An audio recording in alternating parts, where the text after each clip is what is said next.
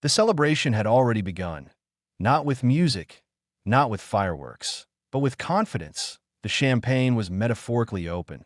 The Vorith Dominion did not drink human wine. They preferred something called Velhari nectar.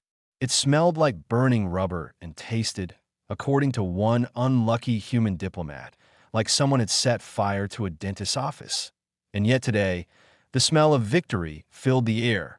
The Grand Deliberation Spire on Sorith Prime was packed with representatives from the 12 ruling species of the Galactic Convergence Council.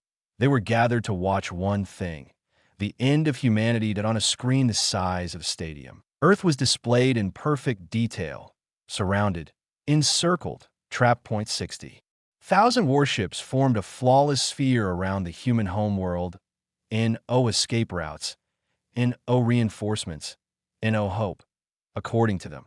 The chamber vibrated with applause as Counselor Vorix Tanu stepped forward, but he was confident. Very confident, he raised his glass of Velhari nectar high. Earth is completely surrounded, he declared proudly. 60,000 ships. There is no escape.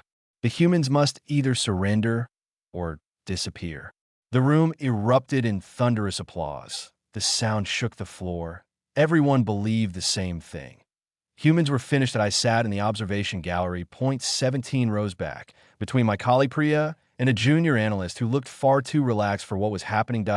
My name is Kale Devari. Senior observer. Third rank. Human monitoring division. And I was not celebrating. Not because I liked humans, but because something felt wrong. For 4 years, I had studied them, that I had written 47 reports about their strange behavior, their unpredictable tactics, their unusual decisions. Most of my colleagues thought I was overly concerned. They called it obsession, that I called it pattern recognition. Humans did not behave like other species, and that scared me. The war had lasted 11 years, not a political disagreement, not a trade dispute, a real war. 4 human colony worlds were already gone. 31 billion humans were dead. The population had dropped from 40 billion to roughly 9 billion. 9 billion survivors, against the full power of the Convergence Council. Our fleet had 47,000 ships. Humanity had approximately 400. The math was simple. Overwhelming victory. That is what everyone believed. Priya leaned toward me. "You look terrible," she said. "Thank you. Are you going to be sick?" "Possibly." She sighed in the way only Vorith species can. "This is over, Kale. The blockade has been active for 6 months. Earth is cut off. Their manufacturing is down to 12%. She gestured at the screen. "The only thing happening today is the ending." I didn't answer, because I was not watching the fleet, that I was watching the silence. Where are the human ships? We had last seen their remaining warships months ago. 26 of them had retreated toward Jupiter after a skirmish near Luna Station. 14 had been destroyed. The other 26 disappeared. No signal, no heat trace, no movement. Just gone. Ships do not disappear. Unless someone wants them to. I opened my data tablet. The file I had been working on for 8 weeks was still there. The title. Read. What if they're not hiding? Nobody had read ITM. Supervisor had returned it with a note. "Kale, you are catastrophizing." But I couldn't ignore the feeling. Humans had not surrendered. They had not fractured. Internal collapse. Civil unrest. Secret negotiations. Command breakdown. After 11 years of losing, they were still fighting. That was not normal behavior. Every species eventually breaks under pressure. Humans had not. The celebration continued below. Counselors toasted humanity's defeat. The screen showed Earth in perfect clarity. 2 billion humans remained on the planet. The rest were scattered or dead. And somewhere in that silence, I noticed something else. Human engineers. Before the war, they had 3 million military engineers. Most were based on Earth, Mars, and the Callisto manufacturing platforms that we had destroyed. 3 platforms. 2 remained. But they were not where they were supposed to be. They had moved, and no one knew where. That was the question I could not answer. Where did 2 entire deep space manufacturing platforms go? And where were the 200,000 engineers who operated them? The toast began. "To the end of the human problem," Vorix Tanu announced. Applause exploded again. I stared at the screen. 60,000 ships, perfectly arranged, symmetrical, beautiful, and extremely predictable. Then my tablet vibrated at a priority alert. Outer solar system. Anomalous gravity displacement. Multiple contacts. Unidentified. That I read the number. Once, twice, at a third time.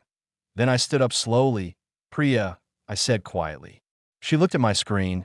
Her expression changed. Very slowly. What is that? She asked. I didn't answer. Because the number was not small, and it was not random. That IT was large enough to change everything. Earth flickered on the main display. Not a glitch, not a failure. The sensor feed updated automatically because something massive had just crossed the outer boundary of the solar system. The room went silent. Vorix lowered his glass. The number appeared in calm blue letters on the screen. Nearly 5,000 human warships, emerging from the dark, heading inward. Heading for Earth. I sat down slowly. Opened my report, scrolled to the section I had written at 3 a.m. weeks ago. The sentence read, "The humans have not been retreating. They have been building." The chamber was silent. N01 spoke. And for the first time since the war began, the council realized they might have misunderstood humanity completely. The chamber did not react at first. IT was as if the number on the screen had not fully processed in everyone's mind. Nearly 5,000 human warships. That number did not fit inside the story they had told themselves. Vorix Tanu was the first to move. He leaned forward, staring at the display. "That cannot be correct," he said loudly. "Recalculate." But the sensor network had already recalculated 3 times. The result did not change. Point 4, 847 contacts. Human origin. Drive signature confirmed. Weapons active. Approach speed steady. Not random movement. Not drifting debris. A fleet. A real fleet. I felt something shift inside my chest. For weeks, I've been asking one question. What if they are not hiding? Now the answer was staring at us. They were not hiding. They were preparing. Priya turned to me slowly. "You calculated this number," she said. "Yes." "In report 38? "Yes." Her eyes widened. "You predicted between 4,600 and 5,200 ships." I swallowed. "Yes." The actual number on the screen, for 847, exactly inside my prediction range. That I did not feel proud. That I felt cold. Because being correct meant something worse. That IT meant they had planned this long before we realized it on the main screen.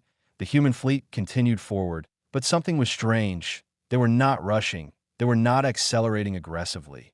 They were moving with control. Purpose. Precision. Point 1 analyst spoke up from the tactical division. "They are showing off," he said. He zoomed the formation. Geometry. The human ships were arranged in a wide structure. Not attack formation. Not defensive scatter. Presentation formation. They wanted to be seen clearly. Another analyst frowned. "Why would they want that?" The young analyst stared at the screen. "Because they know we are watching." Silence followed that statement.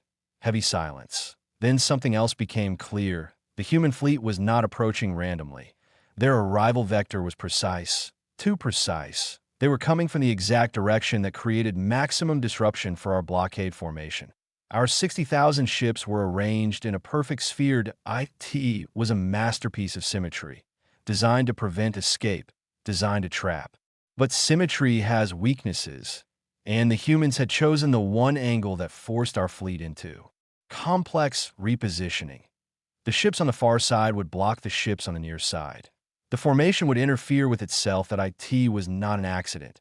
Someone had studied our doctrine carefully. For years, I remembered something. 26 human ships had disappeared near Jupiter 3 months, 8GO AT the time. We assumed destruction. Now I was no longer sure. What if they were not destroyed? What if they had been hiding in the outer system? Watching, recording, learning. Priya leaned toward me. "All this time," she whispered, "we were watching them." "Yes," I said quietly. "And they were watching us." I nodded. "Yes." Her voice was barely audible. "They are very frightening." "I know," I replied. T hour 3 and 42 minutes. Something unexpected happened. The human fleet stopped. All 4,847 ships. Full halt. Outside immediate weapons range. The chamber leaned forward in confusion. Then one ship moved. Just one. IT left the formation and advanced slowly toward the blockade. IT was larger than standard warships, but it moved calmly. In aggressive acceleration, in defensive shielding flare. Just steady movement. IT passed between two of our frigates. They did not fire because no order had been issued, and one understood what was happening. The ship stopped in the center of our blockade sphere, and then it broadcast, not on military channels, not on secret lines, on the open emergency frequency, the one used for distress calls. The voice was human, female, calm, very calm. "This is Admiral Sonaris of the Terran Reclamation Fleet," she said. The chamber went still. Her message continued. "We currently field 4,847 active warships. This represents 91% of our fleet built in the past 36 months. 36 months, 3 years. While we believe they were collapsing, they've been building quietly, deep in the outer system, beyond our monitoring focus." The Admiral's voice did not change tone. "You will have noticed that our approach vector created organizational difficulty for your blockade. This was intentional." A pause. "You may also have noticed that your communication relays in sectors 7 through 14 have been offline for 2 hours." Another pause. "This was also intentional." Barim Tavar from Tactical Division quickly checked the relay systems. His face went pale. Multiple stations were down. Not destroyed, just disabled strategically. The Admiral's voice continued. "I will be honest. You have 60,000 ships in a formation that is currently experiencing complexity." She used the word calmly, not mockingly. Factually, in standard naval terms, this situation is called checkmate. That word spread through the chamber like electricity. Checkmate, the human word. From a human game. A game where victory does not require destruction, only control. The screen showed everything clearly. 60,000 ships, struggling to reposition. 5,000 human ships, waiting patiently, and additional signals appearing near logistical infrastructure. 400 contacts behind us. Someone whispered, "What does that mean?" I already knew. They were not just confronting the blockade. They were controlling it. Priya looked at me. Her voice shook slightly. "Report 38, she said. "Yes." "The estimated output from the 2 missing manufacturing platforms?" "Yes." "You wrote 4,600 to 5,200 ships." "Yes." Her eyes moved to the screen. "We are inside your prediction," she whispered, and I nodded. Because for 8 weeks, I had been trying to tell them this was possible. Nobody listened. Now they were listening very carefully, and somewhere in the darkness beyond Jupiter, more ships were still arriving. The war had not ended. IT had just changed. The emergency frequency was still open. Admiral Sonaris had finished speaking. Now silence filled the chamber. Not the comfortable silence of victory. The heavy silence of realization. 60,000 ships, frozen in formation, and nearly 5,000 human warships approaching from the exact direction that created maximum disruption. This was no accident. IT was strategy. Barim Tavar was the first to say it out loud. They predicted our blockade pattern. All eyes turned toward him. He enlarged the fleet map. The human approach vector lined up perfectly with our weakest organizational angle. Whoever chose that direction had studied our doctrine deeply for years. I felt my pulse slow. This was the part one had feared. Humans were not reacting. They were executing something planned long ago. Priya whispered. "How did they know?" I didn't look away from the screen because we underestimated them. That was the truth. For 11 years, we believed numbers guaranteed victory. 400 human ships versus 47,000. Then later, 60,000. But humans did not fight like us. They did not follow predictable doctrine. They learned inside the battle. Every engagement, every mistake, every weakness we revealed, they recorded it. They improved. I remember my own reports. 47 separate engagements where human tactics had a success probability below 8%. And they still won those battles, not by force. By adaptation. Each time we used a strategy twice, humans had already built a counter. They did not repeat mistakes. They studied them, silently. Then something else became clear. The human fleet was not rushing. That was important. If you want surprise, You move fast, but they were moving at steady speed, controlled, confident, as if time itself was on their side. Brim Tavar stared at the screen. They are not trying to win quickly, he said. They're trying to win completely. That sentence made the room uncomfortable, because he was right. Suddenly, the sensor feed updated again. Another alert. Outer infrastructure grid. Communication relays in sectors 7 through 14 were offline. That meant something serious. Those relays controlled fleet coordination. Without them, repositioning 60,000 ships became far more complicated. Not impossible, but messy. And mess in space formation can lead to collision risk. Our perfect sphere was no longer perfect. Then, Admiral. Sonara spoke again. Her voice remained calm. You have 60,000 ships. We have positioned additional units near your logistical nodes. She paused. This was not an escalation. It was preparation. Preparation. That word echoed in my mind. For 3 years, while we assumed humanity was shrinking, they were building Point 2 hidden manufacturing platforms operating at full capacity, 200,000 engineers, working in deep space in the dark, beyond routine surveillance focus. They had moved their industrial core away from Earth, protected it, expanded it, and used it to produce nearly 5,000 new warships. Not old designs, new designs. Unknown to our databases, Priya leaned closer to the screen. They did this while losing worlds, she said quietly. Yes. They lost 4 colony worlds. Yes. 31 billion people. Yes. Her voice softened. And they still did not surrender. I finally looked at her. No, I said, they did not. Across the chamber, counselors were no longer celebrating.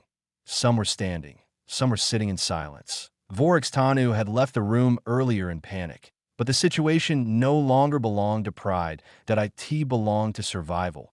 Fleet Commander Dara Suv opened emergency communications with High Command. Her expression was controlled, but her movements were precise, professional. The blockade fleet is experiencing repositioning complexity, she reported. That was a diplomatic way to say, we are trapped by our own formation, because the sphere that was designed to contain was now preventing efficient response. Ships could not move outward without disturbing others, and inward movement risked collision. Our strength had become friction. Meanwhile, the human fleet held position, patient, unthreatening. They had not fired, they had not advanced aggressively. They had simply demonstrated presence. 5000 ships. Visible, confirmed. And that number was not random. A team matched my estimate from report 38. Almost exactly. Between 4,605, 200 at actual count. For 847, the exact midpoint of capability, which meant they had built to capacity, no waste, no excess. Maximum output. Then something unexpected happened. Point 1 human ship moved forward alone. IT entered the blockade sphere. Slowly, calmly, IT passed between 2 of our ships without firing. Without resistance, IT stopped in the center and broadcast on open emergency frequency. The voice was Admiral Sonaris again. She spoke clearly. You may fight us. A pause. You will take losses you have not planned for. Another pause. We do not guarantee victory in combat.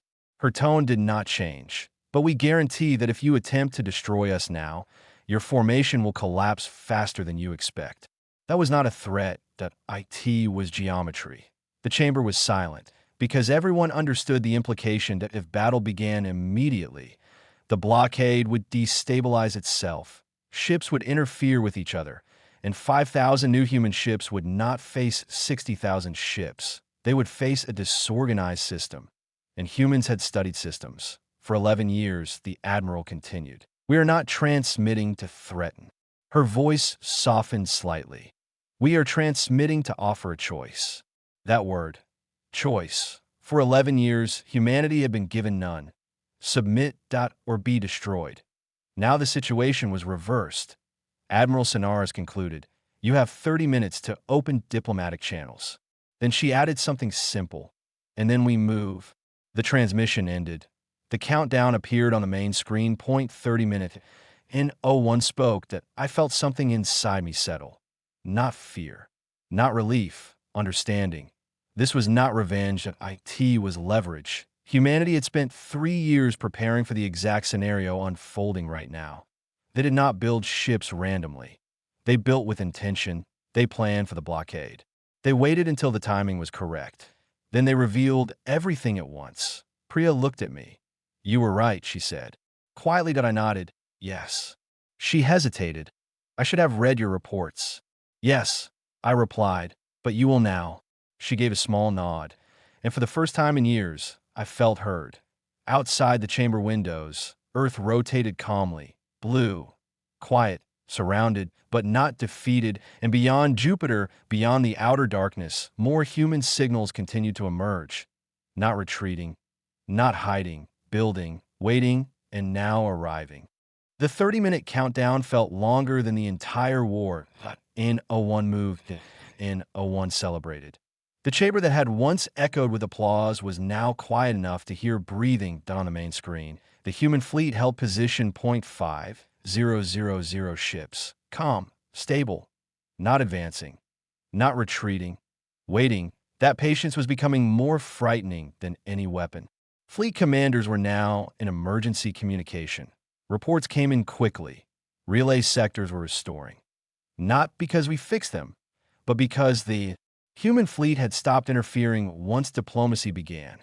That detail did not go unnoticed. They had disabled infrastructure, not destroyed it. That meant something important. They wanted negotiation, not annihilation. That I watched the tactical display. Our 60,000 ships were still in spherical formation, but repositioning was messy. The very design that made the blockade perfect had become a weakness. Ships on the far side could not rotate outward quickly without blocking those behind them. The geometry was turning against us, and humans had known it would. Brim Tavar spoke quietly. They planned this for years. No one disagreed, because the evidence was undeniable. Point two, hidden manufacturing platforms. Point 200,000 engineers operating in deep space. 36 months of continuous production. That was not improvisation. That was preparation. Priya leaned toward me. "Why did they wait?" she asked. That I thought about it carefully. "Because timing matters," I said. "If they revealed their full fleet too early, we would adjust doctrine." She nodded slowly. "They let us commit fully." "Yes. And now our formation is locked." On the screen, the human fleet remained steady. Their ships were arranged in wide formation, not clustered, not scattered, balanced. Each ship held position with disciplined spacing. There was confidence in that pattern, not aggression, control. Suddenly, Admiral Sonaris transmitted again. Her voice was still calm. "We understand that your fleet requires coordination time." That sentence made several council members stiffen. She continued, "We are willing to wait for diplomatic response." A pause. "However, please understand that our fleet remains operational and fully capable." No threat in her tone, just fact. The countdown reached 15 minutes. Inside the chamber, tension grew. Some species were visibly anxious. Others attempted to maintain composure. Counselor Falders moved toward the communication terminal. He did not rush. He walked slowly, deliberately. Age had given him perspective. He initiated an open response channel. "This is the Galactic Convergence Council," he said calmly. "We accept diplomatic dialogue." The chamber exhaled collectively. Negotiation had begun. The human fleet did not move. That was important. They had already positioned themselves strategically. Movement now was unnecessary. They had achieved what they wanted. Balanced. That I opened my tablet and began recording. Not a report for bureaucracy, but a personal record. Because history was unfolding in front of us. Priya glanced at my notes. "You are writing again." "Yes." "Is this going to be read?" I smiled slightly. "I hope so." Inside the chamber, discussions began rapidly. Some counselors argued for caution, others for immediate strategic adjustment. Fleet commanders debated repositioning, but Admiral Sonaris interrupted none of it. She simply waited. That silence was powerful. Then something remarkable happened, the 2-hour mark of negotiations. The communication relays in sectors 7 through 14 came fully back online. An announcement, no demand. The human fleet had restored them voluntarily. That action changed the Tone instantly that IT showed restraint and trust out or at least control pressure. Prio whispered they could have kept them offline. Yes, but they didn't. No, that detail mattered more than any weapon count, because it showed humanity was not seeking destruction. They were seeking leverage for conversation. Over the next hours, communication became structured. Admiral Sonaris spoke clearly. Human demands were not emotional. They were precise. Return of colony worlds, recognition of sovereignty, mutual non-aggression agreement, formal diplomatic status, no revenge clause, no humiliation, just equality. The council debated fiercely, but something had changed. The presence of nearly 5,000 advanced warships beyond our blockade line could not be ignored, and those ships had not fired. Not once. That restraint carried weight. T1 point. Fleet Commander Dara Suv leaned toward me. You predicted this. I estimated it. I corrected. She studied the screen. Did you also predict their patience? I paused. No, that was honest, that I had predicted capacity, that I had predicted numbers. But their discipline exceeded even my analysis. The negotiation continued. Human representatives were calm. They spoke about loss, about war, about the cost of misunderstanding. Admiral Sonaris never raised her voice. She did not need to. The fleet behind her was a statement. By the end of the fourth hour, it was clear. The Convergence Council could either escalate and risk formation collapse, or accept structured diplomacy. There was no longer a simple numerical advantage. There was balance, and balance changes politics. Councillor Falders proposed formal acceptance of negotiations. The vote passed, reluctantly for some, but it passed. When the official diplomatic agreement was signed weeks later, it included restoration of all 4 human colony worlds. That IT included reconstruction support. That IT included recognition of humanity as equal member species. And it included review of blockade doctrines. Throughout the entire negotiation period, the Terran Reclamation Fleet stayed in position. Quiet, ready, never firing, never retreating, just present. And presence is often more powerful than action. When the accord was finalized, the fleet turned. Not dramatically in celebration. They simply reoriented and departed in formation. Returning home, that I watched them leave through long-range sensors. 0.5000 ships becoming smaller points of light until they faded into silence. And I realized something important. They had not wanted war. They had wanted safety and preparation. That night, I completed my final report. The title was simple. They were not hiding. At the bottom, I wrote one final observation. For the record, humanity does not break. Adjust all future assessments accordingly.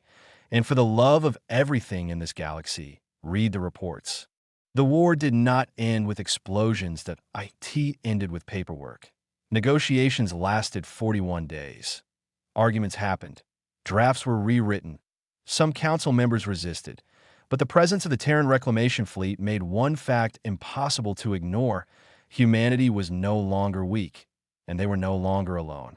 The final peace accord restored all 4 human colony worlds. The IT also included reconstruction support.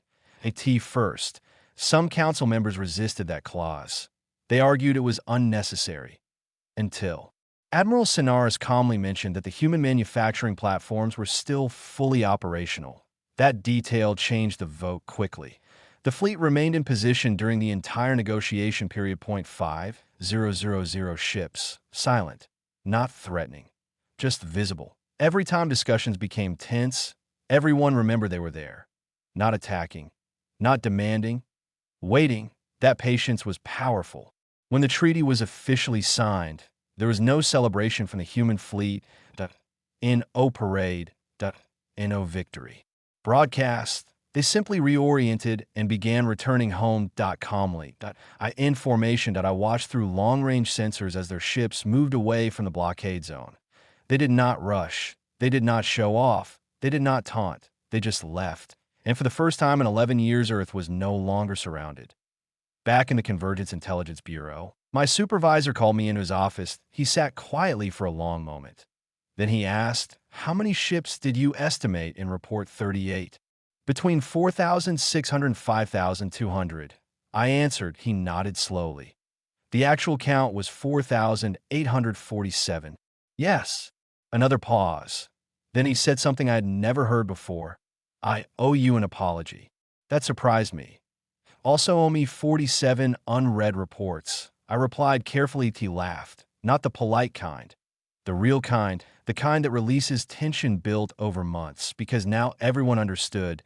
The humans had not been collapsing. They had been building, while losing worlds, while losing billions, while being outnumbered. They had used 3 years to construct 2 hidden manufacturing platforms deep in the outer system. 200,000 engineers worked in silence, producing ships. No database had recorded. Learning from every engagement. Designing around every weakness they observed in us. They did not react emotionally. They reacted strategically. When we formed a perfect blockade sphere, they approached from the exact angle that disrupted it. When we believed they were hiding, they were collecting data. When we thought they were weak, they were preparing. And the 26 ships that disappeared near Jupiter, they were not lost. They were observers. They had been feeding data back to Earth. For months, studying fleet movements, analyzing sensor patterns, mapping blockade geometry, turning our strength into their information. The lesson was simple, that we underestimated them because they looked fragile, soft bodies in unnatural armor, limited senses, sleep required. But none of that measured intelligence or patience or unity under pressure. 31 billion humans had died during the war. 4 colony world were lost. But instead of collapsing, they adapted, they reorganized, they built quietly, until they were ready. When the fleets finally departed, the galaxy changed. Not because one side was destroyed, but because a new balance existed. Humans were no longer seen as a problem to eliminate. They were recognized as a species that would prepare instead of surrender. That reputation alone changed future policies across the convergence. Months later, I visited Earth under diplomatic clearance. The planet was recovering. Cities were rebuilding. Shipyards were expanding openly now. Engineers were working in broad daylight. There was no secrecy anymore. There did not need to be that I spoke with one human engineer during a site inspection, that I asked him why they did not surrender earlier. He looked at me calmly. Because survival is not the same as defeat, he said. Then he returned to work. Simple words, but they carried weight. Back in my office, I wrote my final conclusion. Observation. Humanity does not break under pressure. IT builds under pressure. Adjust all strategic models accordingly. And for future assessments, read the reports. That MY supervisor read that final line. That he wrote 2 words in response. Noted completely. And for the first time in my career, I felt confident that someone had finally understood. Somewhere in the galaxy, other species will one day learn the same lesson. Underestimate humanity at your own risk. They are patient, they are adaptive, and when pushed too far, they do not disappear. They prepare, and that is how the celebration of humanity's defeat became the moment the galaxy learned not to count them out.